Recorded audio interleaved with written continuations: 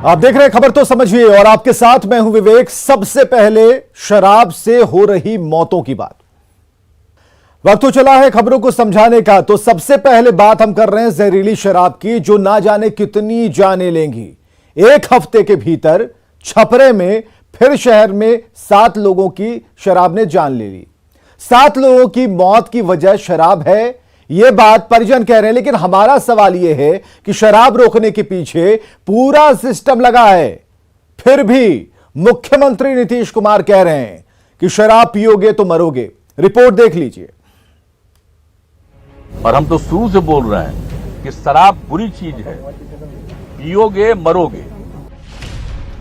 क्योंकि जब जाने गई तब प्रशासन जागा है और अब खेत की खाक छान रहा है। खेत से शराब मिल भी रही है। जिस खेत से झोले में शराब मिली है वो खेत आरोपी डुगरनी देवी के घर के ठीक पीछे है। मतलब साफ है कि खेत में शराब लहलहा रही थी और पुलिस अपने लिए फसल काट रही थी और अपना जेब गर्म कर रही थी। यकीन नहीं होता तो सुन लीजिए जिन्होंने त्योहार के दिन अपनों को खोया है, उनका क्या कहना है। सब पियत लगा रे बाप, सब पार्टनर अलवाजन सब मर गए सरे बाप। गांव के बीच में दारू पिया था, कोई पकड़ने धकड़ने वाला कोई नहीं? कोई नहीं, प्रशासन आई था नया पैसा के घूस के जमाना में लेके भाग जाइए सरे बाप। गांव में क्या कोई कर सकता विरोध के? तो पुलिस आवता पैसा लेके चल जाता, गांव के लोग क्या कर सकता हमें? तो उन्हें पकड़ के ले गए, छोड़ दिलक और फिर चल आला फिर बेचे कार करता। मैसेज तो मिलबे करला कि हाँ यहाँ दारू बिकाता है। प्रशासन के चीज के मालूम नहीं है कि यहाँ दारू बिकाता है। यहाँ से थोड़े दारू यहाँ बिकाता है, बहुत दिन से यहाँ दारू बिकाता है। छपरा से न्यूज़ 18 के लिए संतोष कुमार की रिपोर्ट। तो जाहिर है छपरा में शराब कांड के बाद पुलिस पर कई तरह के सवाल खड़े हो रहे हैं। छपरा में हफ्ते भर में दूसरा शराब कांड हुआ। फिर सवाल है कि क्या पिछली घटनाओं से पुलिस ने सबक नहीं ली? सबक लेना चाहिए था प्रशासन को, पुलिस को, लेकिन सबक नहीं लिया गया, इसलिए दूसरी घटना सामने है। और आपको यह जानना जरूरी है कि सिर्फ इस साल बिहार में कहां कहां कितनी कितनी मौतें हुई। 22 मई से शुरू करते हैं। 22 मई छपरा में 3 लोगों की संदिग्ध मौत हो गई। 21 मार्च को भागलपुर में शराब से 17 लोगों की मौत हो गई। बांका में शराब से 12 लोगों की मौत हुई। मधेपुरा में शराब से 4 लोगों की मौत हुई। 16 मार्च कटिहार में 3 की मौत हो गई। और इसी तरह से 14 मार्च को सारण में 19 लोगों की जान चली गई। 13 मार्च की घटना जब गोपालगंज में शराब से 7 लोगों की मौत हुई। और जनवरी महीने में जाइएगा तो सारण में ही 16 लोगों की मौत हुई थी। और जनवरी महीने में नालंदा में 14 लोगों की मौत हुई। तो ये आंकड़े बता रहे हैं कि मौतें तो हो रही हैं, लेकिन इसके पीछे की वजह क्या है? जिनके कंधों पर जिम्मेदारी थी उन्होंने नहीं निभाया, उन्होंने नहीं पकड़ा, चौकीदार ने बेहतर काम नहीं किया, थानेदार की तो छोड़ दीजिए। शराबबंदी वाले बिहार में एक बार फिर से जहरीली शराब ने कहर बरपाया। लोगों की माने तो छपरा में शराब से 7 लोगों की मौत हुई। यहां सवाल है कि क्या छपरा पुलिस शराब को रोकने में फेल है? क्या आसानी से गांव में शराब मिल रही है?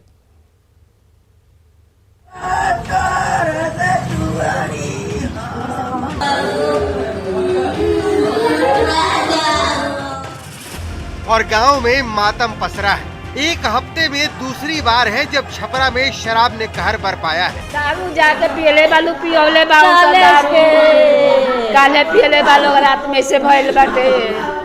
अब हमनी के नहीं किसी जल्दी कैसन दारू देली से कैसन ना देली से ताक से ना लौकत रहल। भोर में 3 बजे भोर में कहल तो हम लेके भगनी से गरखा से जाई नहीं सब। एगो रोटी खैला, दवाई लिया के खैले रहल, सवेरे उठ के कहत कर लोग से गांव में पड़े ना लोगत रहे ना। हाय सुकाल जाता है, सुकाल जाता कोनो बैठल जाते रे नटी पर।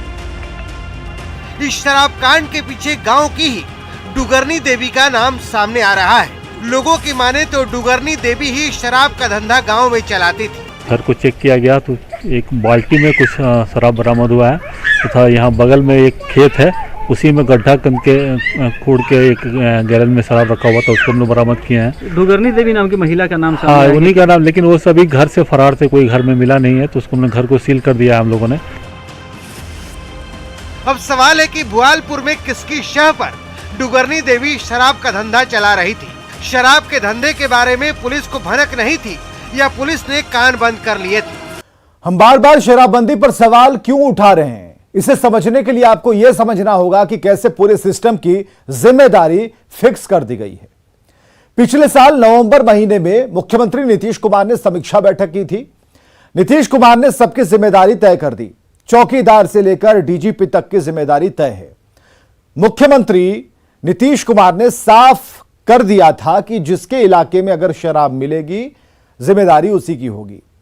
सरकार ने जिम्मेदारी तय कर रखी है कि जिस गांव में शराब मिलेगी वहां के चौकीदार को सस्पेंड या फिर बर्खास्त कर दिया जाएगा। जिस थाना क्षेत्र में शराब मिलेगी वहां का थानेदार सस्पेंड होगा और अगले 10 साल तक थानेदारी उसे नहीं मिलेगी। साथ ही शराब के धंधे में शामिल पुलिस वालों की बर्खास्तगी होगी, लेकिन दोषी चौकीदार या थानेदार पर कार्रवाई तो तब होगी जब किसी की मौत के बाद यह प्रमाणित हो पाए कि उसकी जान जहरीली शराब पीने से गई है। पुलिस का जो रवैया है इसलिए टाल मटोल वाला रहता है। जिम्मेदारी से पल्ला झाड़ने के लिए पुलिस खुलकर नहीं बोलती। पोस्टमार्टम की रिपोर्ट का कोई अता पता नहीं होता। सवाल यहां यह है कि क्या यह कह देने भर से जिम्मेदारी खत्म हो जाएगी कि शराब पियोगे तो मर जाओगे। कई बातें हैं और इस पर सियासत छिड़ गई है और बिहार की सियासत में अब आतंक की भी एंट्री हो चुकी है। बीजेपी ने नीतीश कुमार पर बड़ा आरोप लगा दिया कि पीएफआई या फिर आतंकी संगठनों के खिलाफ एक्शन भी नाता तोड़ने की एक बड़ी वजह है। बीजेपी और उसके जवाब में नीतीश कुमार ने क्या कहा है, देखिए।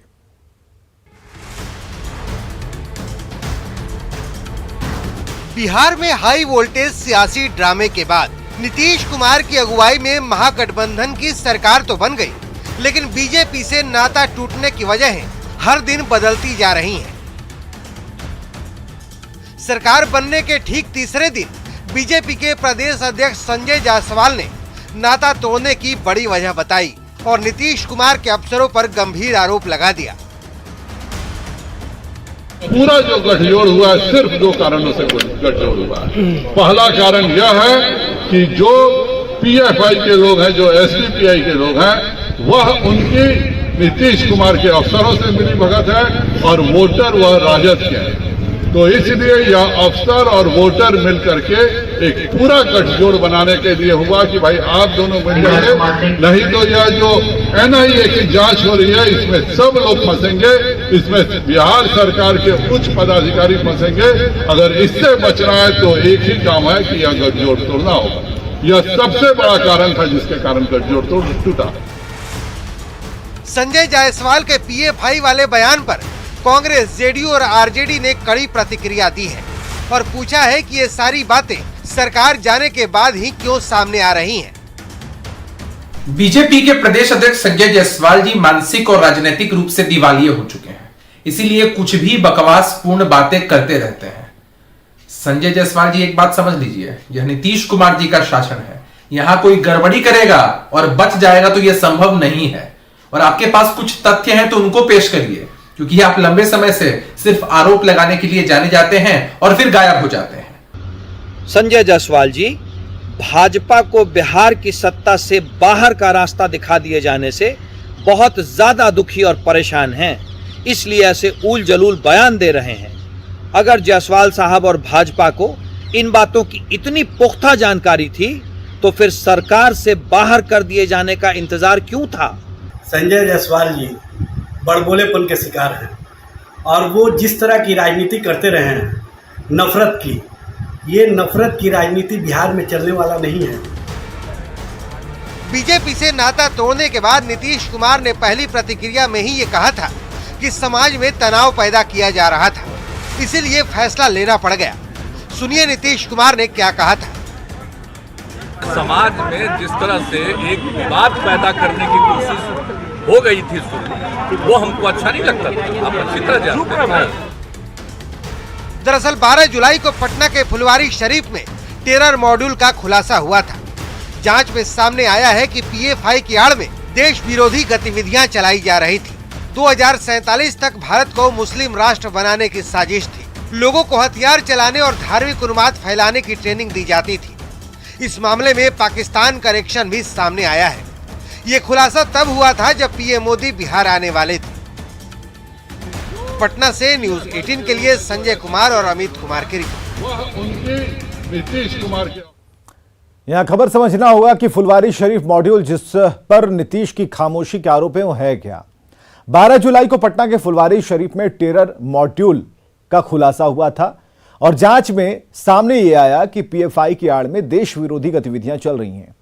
2047 तक भारत को मुस्लिम राष्ट्र बनाने की साजिश थी। लोगों को ट्रेनिंग दी जा रही थी हथियार चलाने की, धार्मिक उन्माद फैलाने की, और इस मामले में पाकिस्तान का कनेक्शन भी सामने आया। दोहा की रास लाफेल संस्था के पेन इंडिया मूवमेंट का खुलासा हुआ। मुस्लिम स्कूल और कॉलेजों में टैलेंट सर्च के बहाने साजिश रची जा रही थी। स्कूल और कॉलेजों के मुस्लिम बच्चों का ब्रेन वॉश करने की तैयारी थी। मुस्लिम बच्चों के मन में देश के प्रति नफरत भरने की तैयारी थी। चाकू हसिया की ट्रेनिंग के साथ फायर आर्म्स की भी ट्रेनिंग दी जा रही थी। मैदानों में ये ट्रेनिंग चल रही थी, हथियारों की ट्रेनिंग चल रही थी और इस पूरे मामले पर पूरे देश में बवाल मचा। लेकिन नीतीश कुमार ने कुछ नहीं कहा। बीजेपी इसी बात को लेकर सवाल खड़े कर रही है। आगे बढ़ते हैं। बिहार में महागठबंधन की सरकार बनने के बाद उप मुख्यमंत्री तेजस्वी यादव दिल्ली पहुंचे। 10 जनपद जाकर कांग्रेस अध्यक्षा सोनिया गांधी से मुलाकात की। सोनिया गांधी से मुलाकात के बाद तेजस्वी यादव ने कहा कि बिहार ने पूरे देश को दिशा दिखाई है। तेजस्वी ने सीपीएम नेता सीताराम येचुरी और सीपीआई नेता डी राजा से मुलाकात की। को लगता है कि अब सभी ऑपोजिशन पार्टी को एक साथ बैठने का टाइम आ गया है, क्योंकि बिहार ने वो दिशा दी है, एक लड़ने का जज्बा दिया है। सब लोगों को बैठ करके अब रणनीति बनानी चाहिए कि भाई क्या करना चाहिए। तेजस्वी की मुलाकातों के मायने को जरा समझिए। सरकार बन गई, अब मंत्रिमंडल का विस्तार होना है। 15 अगस्त के बाद मंत्रिमंडल का विस्तार होगा और उसके पहले मंत्रिमंडल पर तेजस्वी चर्चा कर रहे हैं, क्योंकि सरकार के सामने कई ऐसी चुनौतियां हैं जिसे दूर करना होगा। बिहार में विधानसभा की 243 सीटें हैं और नियम के मुताबिक कुल विधानसभा की संख्या का 15% हिस्सेदारी मंत्रिमंडल में दी जाती है। ऐसे में बिहार में 35 मंत्री बनाए जा सकते हैं। वाम दलों ने सरकार में शामिल नहीं होने का फैसला लिया है। वे बाहर से महागठबंधन को सपोर्ट करेंगे और ऐसे में देखा जाए तो 143 विधायक ही मंत्री के लिए दावेदार हैं, यानी कि 4 विधायकों में से 1 विधायक का मंत्री बनाया जा सकता है। और जानकारी के मुताबिक आरजेडी कोटे से सबसे ज्यादा 16 से 18 मंत्री बनाए जा सकते हैं।